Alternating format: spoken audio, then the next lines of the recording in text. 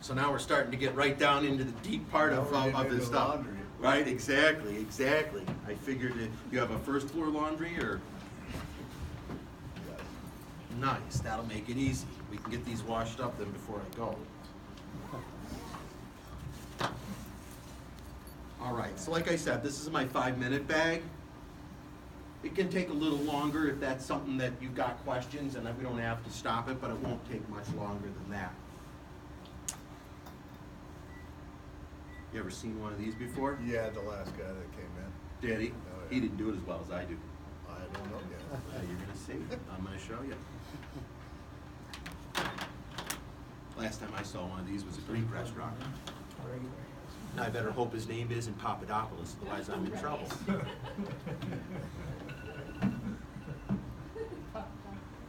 So, this gets up to about 420 degrees. Okay? So it is meant, we'll call it, It isn't meant that.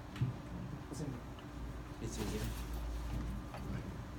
It's meant to simulate, obviously, the sun's heat as well as the heat from your furnace, okay? It will take a minute or two just to get it up to its full temperature.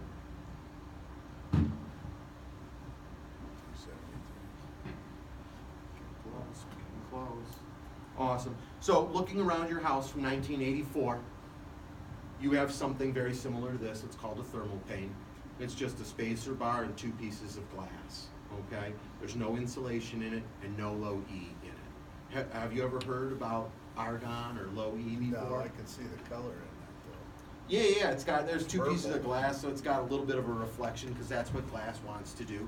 But if you don't mind, just kind of give a feel there. It's super hot, so don't get too close, okay?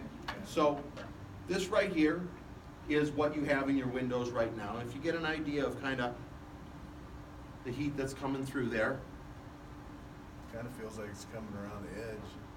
yeah, it will because it's not so close to it, but Right. kind of feel it popping through there. We can actually measure that. We have a little machine. Okay, this is just a solar, this just talks about solar transmission, what kind of power is coming through. It measures it with BTUs, right? Like your Right. barbecue grill you got out back. So if I just set this here, set it back a little bit from there. You can see it's coming through at about what, 150, 156? Okay. So that's just measuring the amount of ultraviolet radiation and what that's coming through here, the things that heat your home, okay? So I had mentioned to you that we have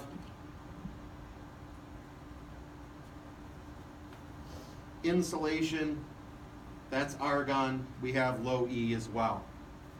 So it was probably middle 90s, a glass company, Cardinal Glass, came out with an insulation for a window, because if I put that in your window, you'd be pretty upset at me, right? It wouldn't be a window anymore. No, it'd be a door.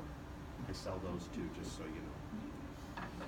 So if I put this here, though, just for sampling purposes, now take a little bit of a feel at what's coming through.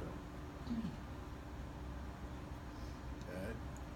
And if I actually look at it, right, because we should probably do this scientifically, right? Right. So now I've chopped it down, almost 130 units, correct? Right. Okay, so that's good. So we know if I put insulation in there, we'd be in good shape.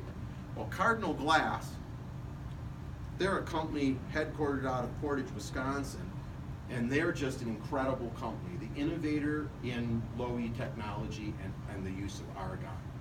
So the finest insulated glass units that are on the market are made by them. We use them, we ask them to make us a special recipe. We call that recipe advanced glass. Okay. Now, I'm just gonna pop this on here and talk to you a little bit. So you had said I don't know too much about the argon or low E, but I'm gonna just dive into those a little bit. Argon is like a heavy, dense gas. It's actually a noble gas.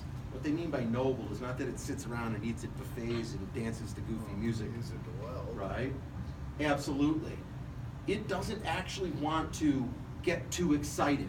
In order to get real excited, it has to get incredibly hot or incredibly cold. And that's the way it gets excited.